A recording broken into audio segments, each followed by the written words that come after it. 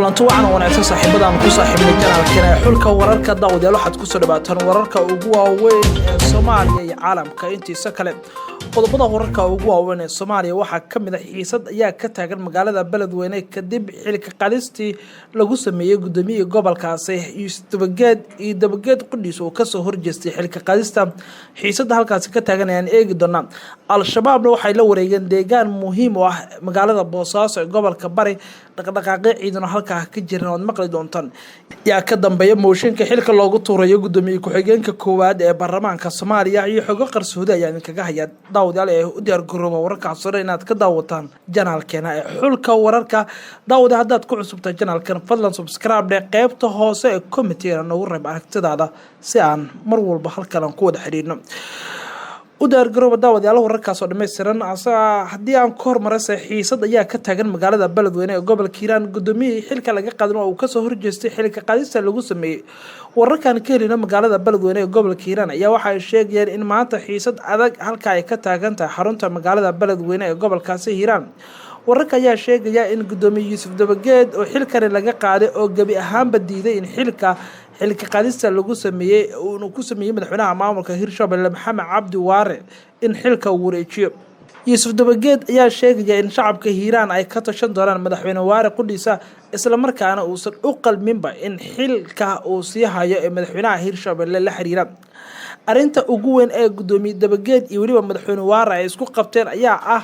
maareynta dhaqaalaha badan ee ka soo xaroota gobolka Hiiraan waxaana madaxweynaha uu doonayay in lacagta ka timaada magaalada Beledweyne toos loogu shubo bangiga maamulka Hirshabelle ee asaga uu maamulo mas'uuliyiinta ka tirsan Hirshabelle oo ay ka mid yihiin xildhibaano iyo wasiiro ayaa wada dadaalo looga hortagayo khilaafkan inuu sii xoogeysan ee u dhaxeeya Yuusuf Dabageed iyo waliba madaxweynaha maamulka Hirshabelle Yuusuf Dabageed ayaa shalay ku dhawaaqay dadka ku nool deegaanka ama gobolka Hiiraan ay ka tashan doonaan madaxweyne Waare kadib markii uu sheegay in si weyn kaga soo horjeedo horumarka gobolka iyo waliba la dagaalanka al-shabaab xiisadan ayaa maanta ka taagan magaalada Beledweyne waxaana la ogeyn sida uu xaalka uu noqon doono wixii macluumaad ay ka soo kordhay gobolka Hiiraan iyo waliba xiisada halkaas ka taagan isla halkan ee channelkeena YouTube-ka xulka wararka ayaan kugu soo gudbin doonaa qaybaha kale wararkeena waxa ku jira al-shabaab waxay la wareegeen deegaan muhiim u ah magaalada Boosaaso ee gobolka Bari xiisadayna halkaas ka taagan wararka ka imaanaya gobolka Bari ayaa waxa ay sheegayeen in xubno ka tirsan ururka al-shabaab ay la wareegeen deegaan muhiim u ah una dhow magaalada Boosaaso ee xarunta gobolka Bari ururka al-shabaab ayaa baahiyay xubno ayaga kamid ah inay la wareegeen deegaan istiraatiiji ah hoostaga magaalada Boosaaso halka oo waana meesha ay la wareegeen waxa lagu magacaabaa deegaanka Af-Urur al-shabaab ayaa baraha internetka ku baahiyay in ciidamada Puntland ay iskaga baxeen ama iskaga carareen deegaanka kadib markii ay si toos ah la wareegeen gacan ku haynta deegaanka Af-Urur ee gobolkaasi Bari waxay sidoo kale al-shabaab ay baahiyeen in ciidanka Puntland ay ka carareen awoodda al-shabaab isla markaana uusan jirin wax dagaal ah oo ka dhacay deegaanka Af-Urur wararkii ugu dambeeyay waxa ay sheegeen in ciidanka Puntland ay iskaga baxeen deegaanka Af-Urur oo gaareen degmada Carmo isla Boosaaso ka tirsan waxaana al-shabaab la tilmaamayaa inay ku sugan yihiin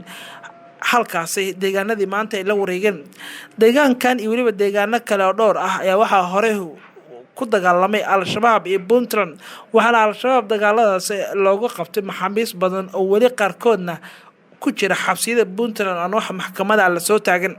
sidoo kale al-shabaab ayaa dagaaladaasi guulo ka sheegtay iyadoo ay sheegatay in kulabaad 100 askari oo ah kuwa u dagaalama Puntland in dagaalka lagu dilay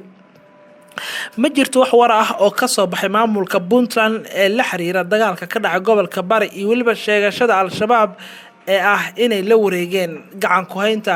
deegaanadii maanta lagu dagaalamay ee magaalada Boosaaso duleedkeeda qabaha kale wararkeena waxa kale oo ku jira yaa ka dambeeya mooshinka laga keenay gudoomiyaha ku-xigeenka koowaad ee baarlamaanka ee xilkan loogu tuurayo xog gaar ah oo heshay janaalkeena ee xulka wararka ayaa waxa ay sheegeen in ra'iisul Soomaaliya Xasan Cali Kheyre uu ka dambeeyo qorshaha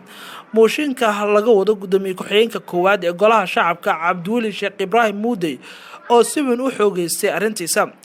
madaxweynaha Soomaaliya ayaa la sheegay inuu ka carooday kadib markii Muddo uu isku dayay inuu ka hor istaago sharciga doorashooyinka oo ay ansixiyeen golaha wasiirada kadibna la horgeeyay baarlamaanka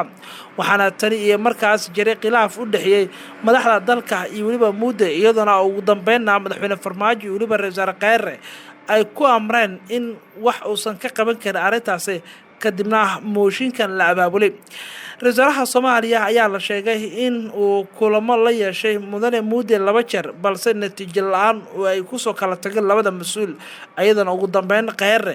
oo isugu yeeray xildhibaanada taageersan xukuumadda lana qorsheenayo mooshinkan hadda socda inuu sii xoogaysto sida xilka looga qaadi lahaa gudoomiye Muddo ayaa lagu wadaa in si degdeg ah dalka ugu soo laabto si uu dhankiisana u abaabulo difaaca waxaana la ogeyn go'aanka uu qaadan doono waxaase xaalka mooshinka loo arkaa in uu ka tanaasuli doono mowqifkiisa isla markaana heshiiska madaxda dalka uu qaybtiisa uu ka qaadan doono sida ila xogaal ay noo sheegeen ololaha mooshinkan ayaa si xooli ah u socda waxaana la sheegayaa in weli si rasmi ah loogu dhawaaqin meelmarinta isla markaana weli ay socdaan tashiyo ay wadaan xildhibaanada ololaha mooshinka wada iyo waliba mas'uuliyiinta dabada ka riixaya ee madaxtooyada Soomaaliya ee u badan madaxweynaha iyo ra'iisul wasaaraha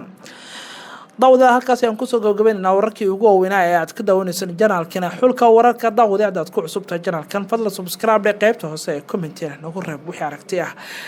lag iyo share garay muuqaaladina oo la wadaag saaxiibada guud ahaan wararkiina wanaagga intaas